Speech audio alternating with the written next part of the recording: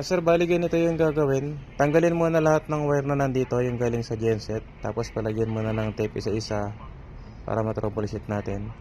Ngayon, pwede siyang kumuha ng extension na wire. Isaksak lang sa outlet sa 220. Ito, 220 to. Nalagyan ko lang ng breaker. Meron tong 220. Susupplyan to ng 220. Ngayon, ang purpose ko nito para matesting ko yung breaker kung nag-o-on and off kasi yun yung trouble, ayaw mag-off. So ito sir, itatry ko to i-on. Ito ngayon naka-off. Yan, nakakulay green. Tatry ko siya ngayon i-on. Sige, trigger mo. So short ko lang yun. Ayan, ayan naka-on na siya.